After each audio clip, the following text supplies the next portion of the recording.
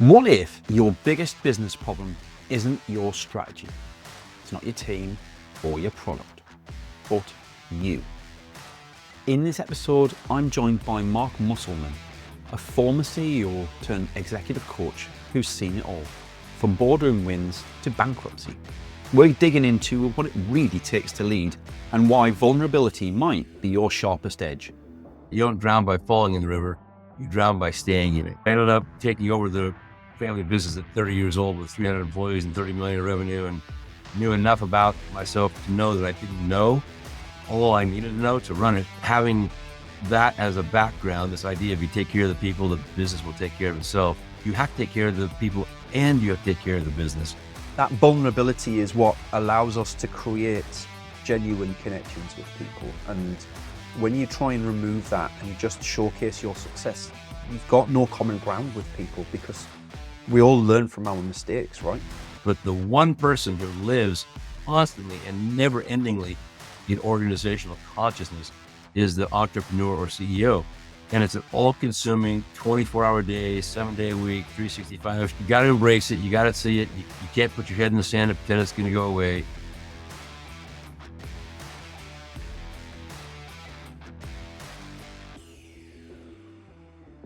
What makes a great leader?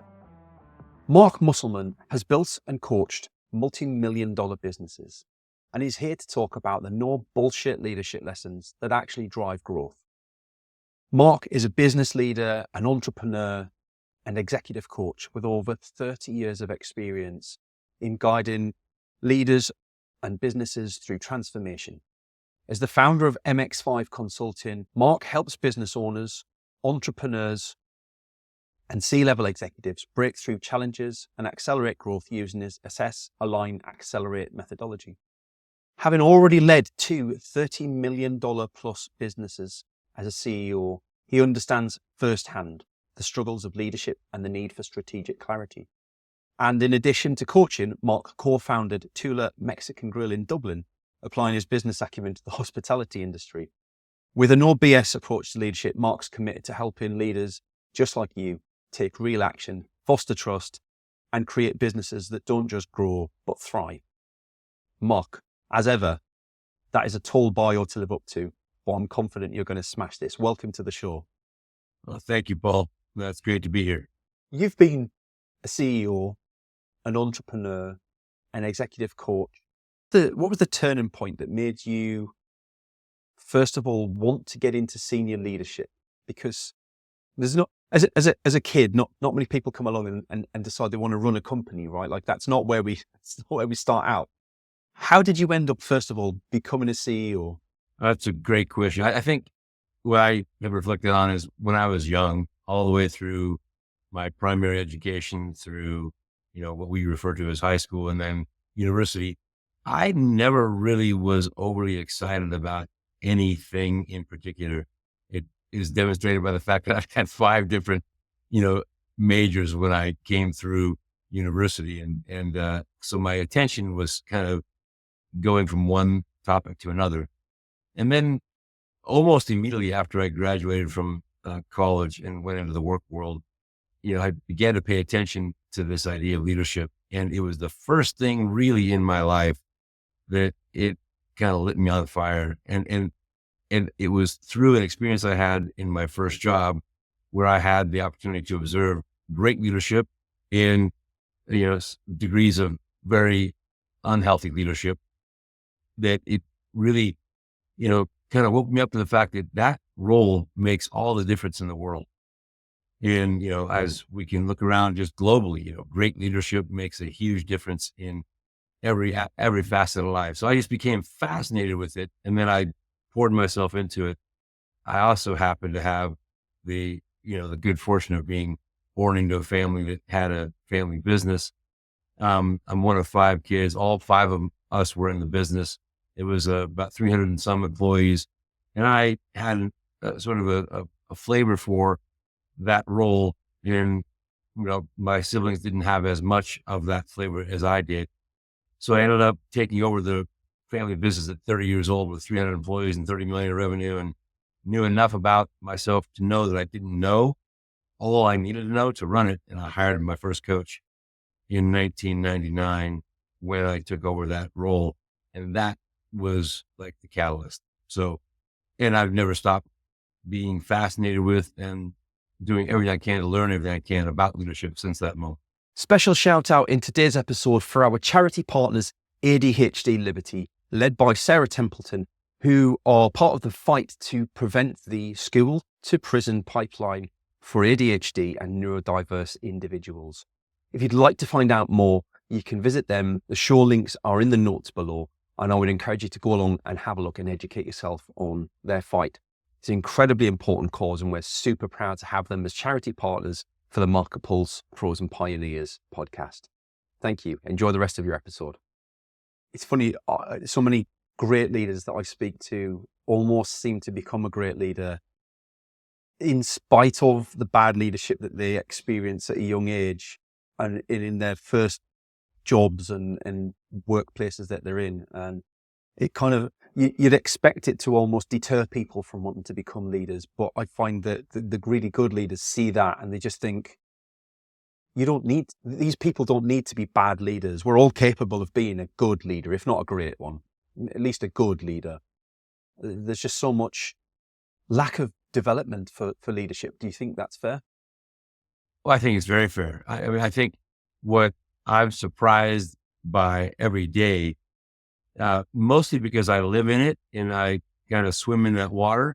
So it seems to me self-evident. There's, a set of skills, and it can be, I think it's more of a learned set of skills than an inherited set of skills. And I'd say, my journey has included thousands of hours of reading and watching content like a show like this, attending seminars, workshops. And I look at it as my leadership toolbox, right? So I would listen to a podcast like this with the hopes that there's something in the conversation that I can add to my toolbox. And so, I think that many people show up and they assume a position, or they have pursued a position of leadership, and then they stop growing, they stop learning, and they assume they have all they need in order to be effective in that role. And most people are under-equipped. Let me put it that way, because there's so many challenges that a leader faces.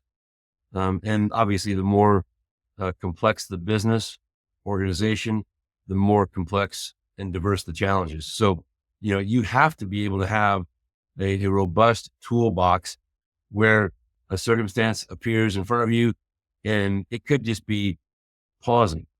But that's a phenomenal skill for a leader. When I'd say the reflex is to move and to do something, just to stop and do nothing and listen and slow down. And, those are things that are developed over time, having made many mistakes in my younger version of a leader, when I just rushed into decision-making or judgment or assumption, only to find out that all of what I had assumed was incorrect, and then having to rewind it. So, I could go down the list and we could talk for, a couple hours about all those, unique skills. So partnering with somebody, if you don't already have that, or committing yourself deeply in whatever form works for you to acquire those skills, is essential. So that leads us on nicely to the first question that I wanted to really delve into in a bit more detail. So you've led, a $30 million business. No doubt you've helped countless leaders as part of your executive coaching, but what's the toughest leadership lesson that you've had to learn personally? Yeah, I think the toughest leadership lesson that I learned early and that I share often, and I'm going to say this in the sense that, there's an axiom that kind of runs around sometimes. It says, if you take care of the people, the business will take care of itself, which I think can be true. Certainly if you take care of the people, the business has a greater chance of succeeding. I would say the distinction is, as a leader, as a CEO, entrepreneur, you have to have your eyes on both. I say that because when I took that role as CEO of my family's business, we had an amazing, amazing culture. And the people in the business, all 300 of them, were loved and cared for greatly. having that as a background, this idea, if you take care of the people, the business will take care of itself, expose the blind spot, which is you have to take care of the people and you have to take care of the business. It seems self-evident, but sometimes, in our case, I think we got a little bit lost in all of that. How that can show up is, that there was so much focus on the welfare and the health and the culture of the business. Some of the basic fundamental needs of the business itself were not as central to our focus as they should have been. So that led my family's business, after 50 years of ownership, to enter a period of going through bankruptcy back in 2008-9. It was also coincidental with some market challenges at that time. If you remember the 2008-9 period, for us, it was a pretty significant recession. And anyway, so I had the unfortunate of unwinding and taking a family business through bankruptcy after 50 years of family ownership. I would say because it wasn't a both, it was we put too much emphasis and too much focus on that piece.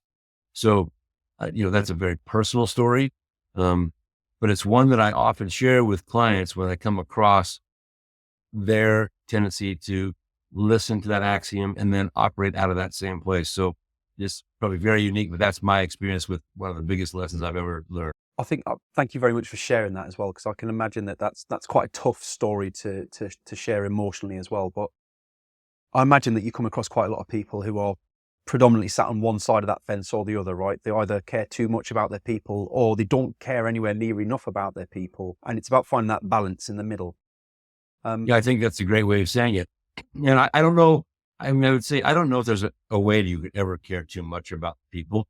It's just that if you're going to spend that amount of time, focused on the welfare and the health, and the work environment that affects people, you also have to be incredibly mindful of all the details that, are behind the complexities of running a successful, profitable, sustainable business. And, so, and you had said there might be a lot of pain in there. There used to be, but now I speak about it as a thing openly. I used to be ashamed of all that, but it's a way for me also when I work with business owners. Most business owners, CEOs live with a fear, and the biggest fear is that they might somehow end up heading down that path of losing everything. So having already been down that journey and come up on the other side, it's interesting because it's a little bit disarming. I'm not the guy who shows up all the time with, oh my goodness, I've only gotten success. We sold our business for 10 million and I'm a superhero. None of that. So there's an accessibility that's afforded really as a result of that story that I would have never intended or known about.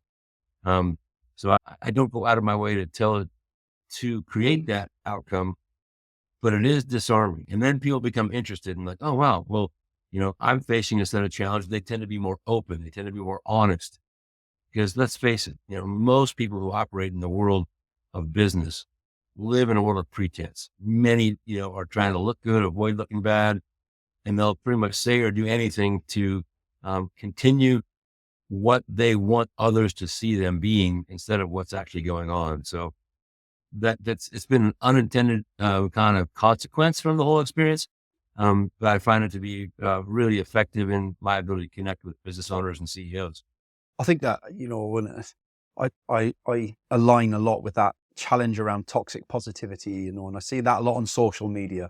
It's not like, but it pervades into personal lives and conversations as well. People think it's just social media where we're doing that. We don't. We do that in people who are afraid to allow the bumps of the road to be seen by others. They generally do it in their own lives, to their wives, to their partners, to their children, to their friends and families. And it makes me sad when I see that because, I feel like it's a gift that I have an ability to be open and vulnerable with almost anyone. Probably too much sometimes. I overshare. Yeah. But, that vulnerability is what allows us to create genuine connections with people. And when you try and remove that and just showcase your success, you've got no common ground with people because we all learn from our mistakes, right? Absolutely.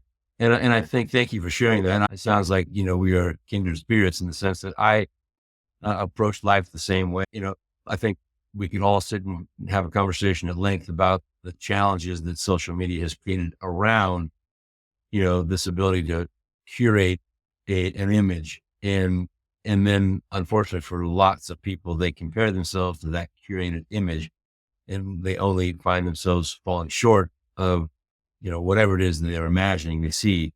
And, I have an experience when I was in a roundtable group of CEOs. This is an interesting insight. And I was part of a group that had 14 CEOs that were together for a number of years. As that 2008, 2009, economic adjustment period occurred, globally, there were basically 6 of us in that group of 14 who went into and through bankruptcy. 6 out of 14, most of them small business owners.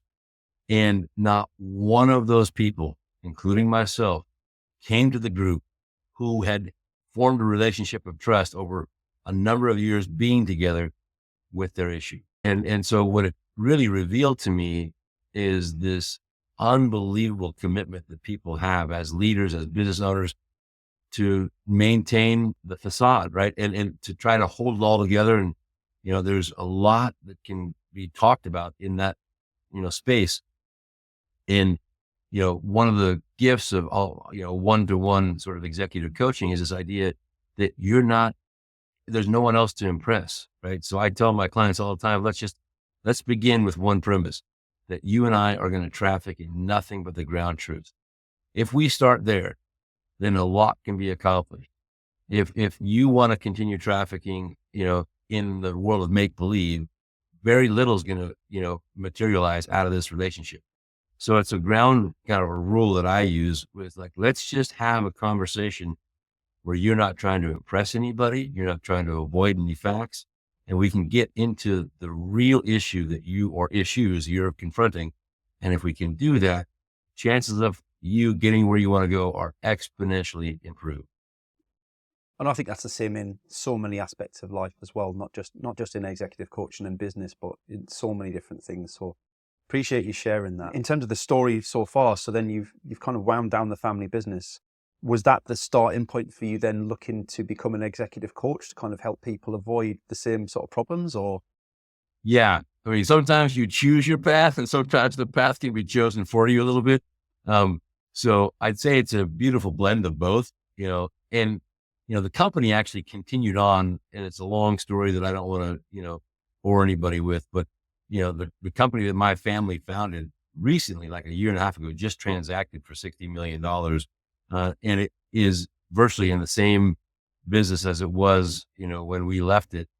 So it went through bankruptcy, got bought by some private equity guys, and they just took that platform and then grew it and, they recapitalized it and have done very well with it. So all the employees were, basically whole and complete. It was just the family that lost ownership of the business. So I got into this thing having, again, hired my first coach in 1999. When that event occurred in 2009, it was like, I have a set of skills. And I just had this experience. And I have to imagine there's other business owners who are confronting similar circumstances. So, why don't I begin to go out in the world and try to find clients who are challenged with some of the same things and see if I could be of help to them.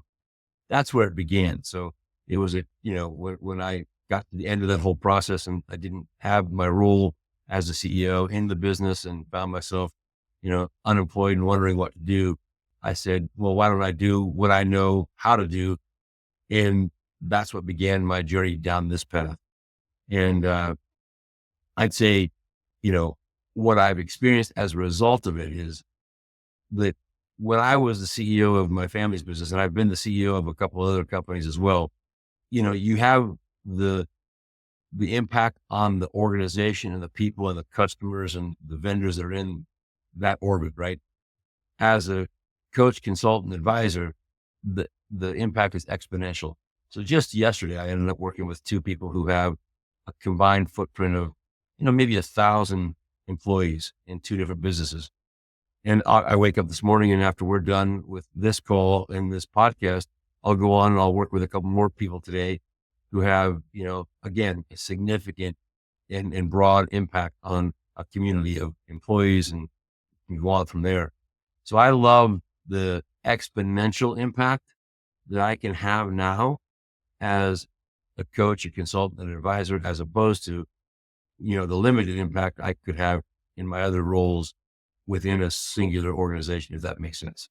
It does. It does. I wonder, so a lot of the executive coaches and leadership coaches that are out there come from the traditional route is from HR, right? Or a psychology background. And I understand why that is. But you're coming from a place of having built business yourself and from real world experience. How do you feel that helps you be unique in the space that you're in? I'd say marketplace. It's not a marketplace really. It's a community, right? Yeah. Well, I think first and foremost, and I'm going to use a metaphor here, that if I had a drug or alcohol addiction, chances are that if I'm working to find a way out of that addiction, the best place for me to go is to speak to a recovered addict, right? Somebody who lived the life that I lived, faced the challenges that I had faced, and has found their way out of, all of those challenges, through the guidance of somebody who's walked that path.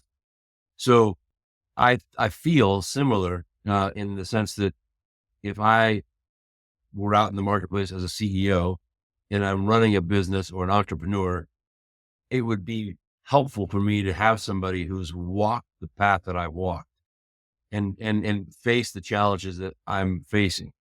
And so I think that's a piece that I say to people all the time. I don't think there's a challenge you're going to tell me that I haven't faced personally, or that I haven't worked with somebody as a client who hasn't faced that same challenge. And in organizations, as an entrepreneur CEO, it's a very unique role. Every other role in the business, you have individual consciousness, which is me as, a person working in the business. You have team consciousness, which is maybe it's a functional area, like a CFO or who has responsibility for finance. But the one person who lives constantly and never endingly in organizational consciousness is the entrepreneur or CEO. And it's an all consuming 24-hour day, 7-day a week, 365, it's that level. It almost is like the business never leaves you. Even when you're not in it, it's in you. And so that's a very unique set of circumstances. And unless you've lived that and have a deep understanding, I think it's harder to be of service completely and be of help completely to somebody who's going through that. So that's how I approach it. Like, I do it, and I say all the time, I am sure I've made every mistake you could possibly imagine that you're thinking about making. And perhaps my experience of having already made that mistake could help you avoid it. Right. So I a lot of hubris. I do not pretend like I have the answers. I own the truth. I just have the experience I have and have been witness to the experience of many others. And hopefully from all that gathered wisdom, I can be of help to you. Well, that's also the premise of being a CEO, right? It's like, you don't need to have all the answers. You just need to know enough about the people around you to get the right answers from other people. Or as one of my good friends said, it's not about having the right answers. It's about asking the right questions. And I think that's a beautiful way to sum up the role of the CEO. It's almost like internal coaching, but you just don't realize that's what the job is. And then kind of bringing us up to modern day, you've co-founded a Mexican grill in Dublin. I love that's spun off from what you were doing. How did that come about? Because you've got a co-founder out in Dublin as well, right? I do. Yeah. Tony is his name. And it's a long throw. I'll try to make it as short as possible, but I have been a youth coach. I have 4 kids for 24 years. And I met Tony about 24 years ago when his oldest son and my oldest son were like 4 or 5 years old, starting to play soccer. And I met him on the sideline. He was one of the parents who brought his son to the team that I was coaching. And then we hit it off and, have kind of remained dear friends, and his whole family. I've coached both of his sons, both in soccer and rugby. I've been an active, youth rugby coach for about 20 years. And I played for a number of years and refereed, et cetera. So, love the sport.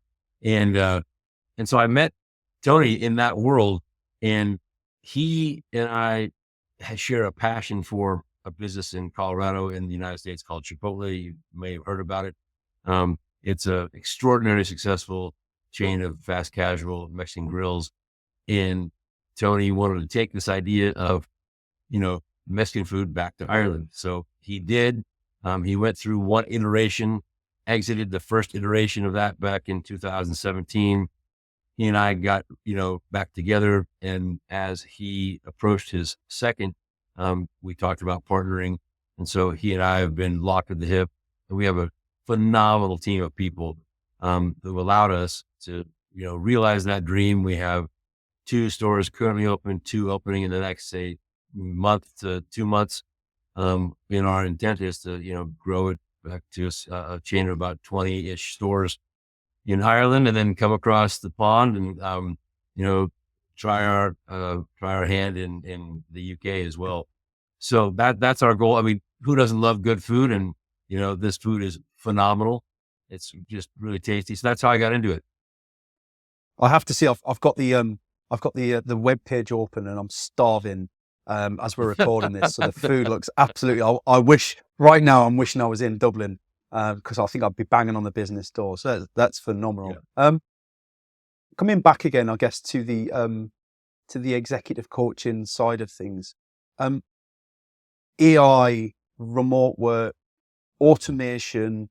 There are so many nuances to running business in 2025. What do you see as being the single greatest gift and threat to a CEO in the current age?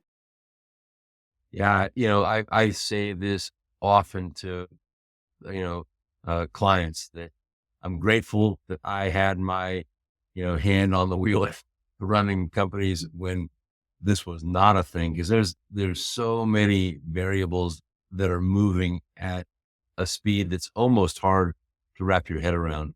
The first thing I, would advise a client is, avoiding doesn't work, right? As a principle, and hope is not a good strategy. So, those are a couple of things just as principles in the background, because it's evident that AI is here and it's coming, and it will have a tremendous impact on virtually everything that we do.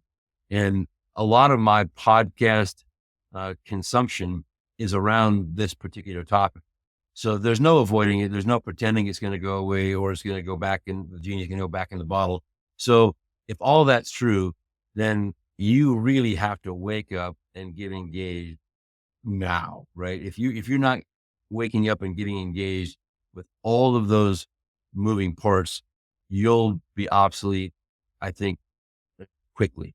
And I think that runs across the gamut. So I mean, as an individual, guy who has a small little business with a few people that are involved from a marketing and administrative perspective, I use AI all day long, and it is a remarkably effective tool.